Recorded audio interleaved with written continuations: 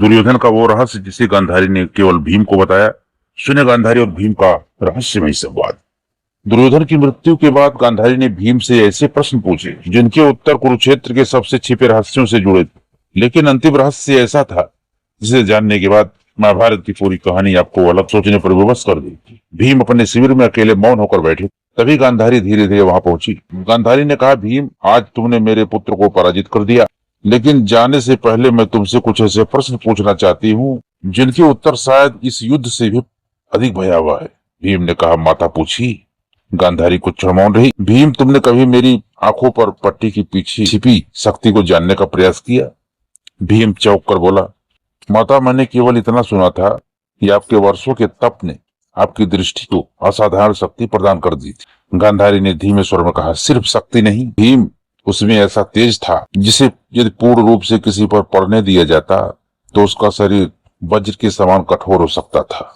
इसी कारण मैंने दुर्योधन को अंतिम समय में अपने सामने आने के लिए कहा था।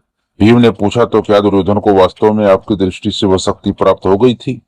गांधारी बोली, यदि वह मेरे सामने पूर्णतः नग्न आता तो शायद कुछ युद्ध का अंतिम परिणाम भी बदल जाता।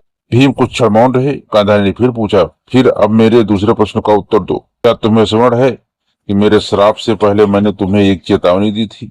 भीम ने कहा, हाँ माता, आपने कहा था कि मेरे कर्मों का फल मुझे अवश्य मिलेगा। गांधारी बोली, नहीं भीम, मैंने तुम्हें इससे भी गहरी बात बताई थी। मैंने कहा था तुमने मेरे पुत्रों का वध किया है, लेकिन यदि तुम्हारे भीतर अभी भी प्रसोद जीवित रहा तो युद्ध समाप्त होने के बाद भी तुम्हारा युद्ध समाप्त नहीं होगा। भीम का चेहरा गंभीर हो गया। गांधारी तीसरा प्रश्न किया, अब बताओ, मृत्यु से कुछ क्षण पहले दुर्योधन ने तुमसे क्या कहा था? भीम ने धीमे स्वर में कहा, माता, उसने कहा था तुमने मेरी जांग तोड़कर युद्ध जीत लिया, लेकिन जिस रहस्य के सहारे मैं आज तक लड़ता रहा उसे तुम कभी नहीं समझ पाओगे। गांधारी ने तुरंत पूछा, और वह रहस्य?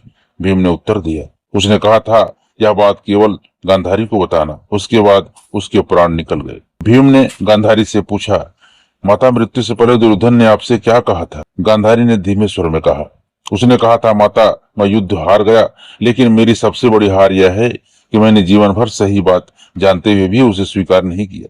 गांधारी कुछ क्षण तक मौन रही, फिर उसकी आवाज कठोर हो गई। भीम, अब मेरे सामने सबसे कठिन प्रश्न है, क्या तुम्हें लगता है कि दुर्योधन की जांग पर प्रहार करना धर्म था? भीम ने सिर झुका लिया, नहीं माता, गदा युद्ध के नियमों के अनुसार उचित नहीं था यह, लेकिन द्रौपदी का अपमान, वनवास और वर्षों का अन्याय मेरे भीतर चल रहा था। गांधारी बोली, यही कारण है कि तुम्हारी विजय के साथ तुम्हारे भीतर एक अपराध भी जन्मा। भीम मौन रहे। कुछ देर बाद गांधारी ने पूछा, भीम, तुम्हारे पौत्र बर्बरीक के बारे में एक बात मुझे आज तक विचलित करती है। इतना शक्तिशाली योद्धा होते हुए भी वह महाभारत के युद्ध में क्यों नहीं लड़ा? भीम ने कहा, माता, उसके पास 3 अमोघ बाण थे और उसने प्रतिज्ञा की थी कि वह सदैव कमजोर पक्ष का साथ देगा। गांधारी ने पूछा, यदि वह कमजोर पक्ष के साथ जाता रहता तो क्या होता? भीम ने गंभीर स्वर में कहा, माता, जब युद्ध कभी समाप्त ही नहीं होता, वह जिस पक्ष को कमजोर देखता उसके साथ खड़ा हो जाता। अंततः उसके बाण दोनों सेनाओं का विनाश कर सकते थे। गांधारी ने धीमे स्वर में कहा, अर्थात एक ऐसा योद्धा था जो युद्ध जीत सकता था, फिर भी उसे युद्ध से दूर होना पड़ा। भीम ने कहा, हाँ माता, उसका शीश युद्ध का साक्षी बना, लेकिन उसका धनुष मौन रहा। गांधारी ने प्रश्न किया, भीम, युद्ध से पहले हनुमान तुम्हारे पास क्यों आए थे? क्या वह केवल तुम्हें आशीर्वाद देने आए थे? भीम ने कुछ क्षण बाद कहा, नहीं माता, उन्होंने मुझे मेरे ही बल का रहस्य समझाया था। उन्होंने कहा था कि जिस बल पर तुम्हें गर्व है और यदि वह बल अहंकार के अधीन हो जाए तो विनाश बन जाता है। गांधारी ने पूछा, और क्या उन्होंने तुम्हें भविष्य के युद्ध का कोई संकेत दिया था? भीम ने कहा, उन्होंने कहा था, भीम, युद्ध में तुम्हारी भुजाएं बहुतों को गिराएगी, लेकिन याद रखना, सबसे कठिन युद्ध तुम्हारे अपने भीतर लड़ना होगा। इन प्रश्नों के बाद गांधारी ने ऐसे रहस्यों के पर्दे उठाए जिसे सुनकर के गांधारी के साथ में स्वयं भीम को भी आश्चर्य हो गया। गांधारी ने कहा, पहले मेरे एक प्रश्न का उत्तर दो। यदि समय पीछे लौट जाए, वही युद्ध, वही रणभूमि और दुर्योधन तुम्हारे सामने निहत्था खड़ा हो तो क्या तुम फिर उसकी जंघा पर प्रहार करोगे?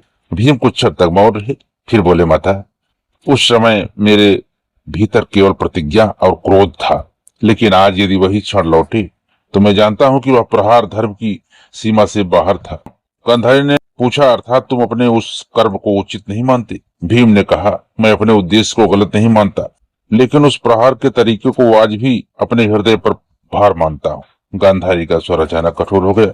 तो सुनो भीम, मेरे 100 पुत्रों की मृत्यु का दोष मैं केवल दुर्योधन को नहीं देती। भीम ने पूछा, तो माता आपके अनुसार सबसे बड़ा दोषी कौन था? गांधारी बोली, यही प्रश्न मुझे वर्षों से जलाता रहा है। शकुनी ने विष भरा, धृतराष्ट्र ने रोका नहीं। कर्ण ने दुर्योधन का साथ दिया, दुर्योधन ने अधर्म चुना, पांडवों ने भी प्रतिशोध लिया और कृष्ण ने युद्ध को उस दिशा में पहुंचाया जहां से लौटना संभव नहीं था। भीम ने कहा, तो क्या आप कृष्ण को भी दोष देती हैं? गांधारी ने गंभीर स्वर में कहा, मैं कृष्ण को दोषी नहीं कहती भीम, लेकिन मैं यह अवश्य पूछती हूँ, यदि वे चाहते तो क्या यह युद्ध रोका नहीं जा सकता था? भीम मौन हो गए। गांधारी ने फिर पूछा, अब मुझे उस बात का उत्तर दो जिसे लोग आज भी पूरी तरह नहीं समझते। मैंने दुर्योधन को नग्न होकर मेरे सामने आने के लिए क्यों कहा था? भीम ने कहा, क्योंकि आपकी दृष्टि की शक्ति उसके पूरे शरीर को अभेद्य बना सकती थी। गांधारी ने कहा, हाँ, वर्षों तक अपनी आंखों को बात कर मैंने जो तप संचित किया था उसकी शक्ति मैं अपने पुत्र को देना चाहती थी, लेकिन जब वह मेरे सामने आया उसने अपनी जंघाएं पत्तों से ढक ली थी। भीम ने पूछा, क्यों? गांधारी ने धीमे स्वर में कहा, कृष्ण ने उसे संकेत दिया था कि माता के सामने पूर्ण नग्न जाना उचित नहीं। दुर्योधन ने मेरी आज्ञा मानी लेकिन अपनी जंघाएं ढक ली, इसलिए वही भाग मेरी दृष्टि से सुरक्षित रह गया। भीम ने कहा, और वही उसकी मृत्यु का कारण बना। गांधारी ने उत्तर दिया, उसी क्षण उसके भाग्य ने अपनी अंतिम रेखा खींच दी थी। कुछ देर तक दोनों मौन रहे दोस्तों। फिर गांधारी ने धीमे स्वर में कहा, आज वह बात सुनो जो मैंने युद्ध के बाद किसी और को नहीं बताई। भीम ने ध्यान से उनकी ओर देखा। गांधारी बोली, जब मैंने तुम्हें श्राप देने के लिए मन बनाया था तब मेरे भीतर क्रोध नहीं था। मैं तुम्हें देखकर समझ गई थी कि तुमने दुर्योधन को मारा है, लेकिन तुम्हारे भीतर उसका भय नहीं, उसका पश्चाताप था। भीम चौंके। गांधारी ने कहा, मैंने उसी क्षण अपना श्राप रोक लिया था।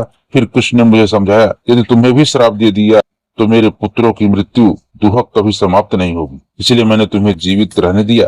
भीम ने धीमे स्वर में पूछा, माता, तो क्या आपने मुझे कभी क्षमा किया? गांधारी ने उत्तर दिया, क्षमा पूरी तरह नहीं। भीम ने सिर झुका लिया। गांधारी आगे बोली, लेकिन आज मैं पहली बार कह रही हूँ, तुम मेरे पुत्र के हत्यारे हो सकते हो, पर मेरे लिए तुम केवल अपराधी नहीं हो, तुम उस युद्ध के साक्षी भी हो जिसने हम सबको भीतर से तोड़ दिया। भीम ने पूछा, माता, फिर आपको सबसे बड़ा दुख क्या है?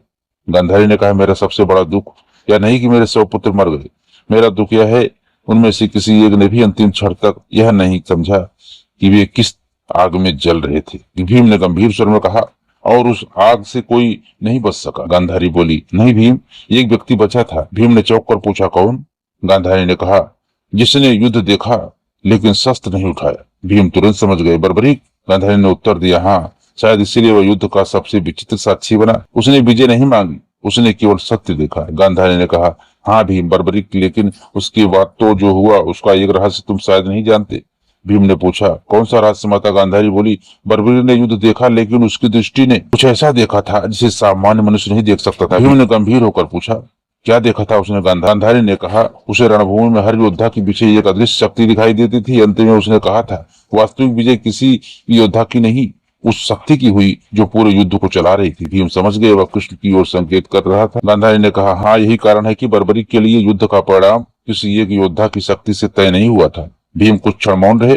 गांधारी ने फिर पूछा, लेकिन भीम, एक बात अब भी मेरे मन में है, यदि कृष्ण ने दुर्योधन को मेरी आज्ञा से विचलित न किया होता तो क्या तुम्हारे हाथों उसका अंत संभव था? भीम ने कहा, माता, यदि उसका शरीर पूर्णतः अवैध हो जाता तो उसे पराजित करना अत्यंत कठिन होता।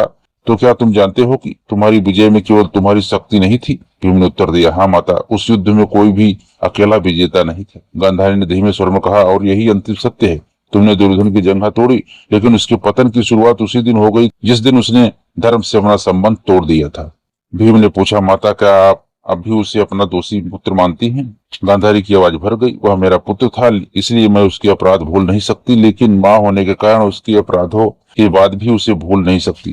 क्षण मौन रहा। फिर गांधारी ने कहा, भीम, अब तुम जाओ, लेकिन यह प्रश्न अपने साथ ले जाओ। भीम ने पूछा, कौन से प्रश्न? गांधारी बोली, यदि प्रतिशोध के बिना भी दुर्योधन मर सकता था तो क्या तुम्हारा क्रोध आवश्यक था? यदि घटोत्कच को मरना ही था तो उसका जन्म किस योजना का हिस्सा था? तो दोस्तों, आपके हिसाब से क्या ये सब प्रश्न उत्तर जो हुआ भीम और गांधारी के बीच, इसमें कितना सत्यता है? आप लोग कमेंट में जरूर बताएं। दोस्तों, मिलते हैं अगले वीडियो में। जय श्री कृष्ण मित्रों।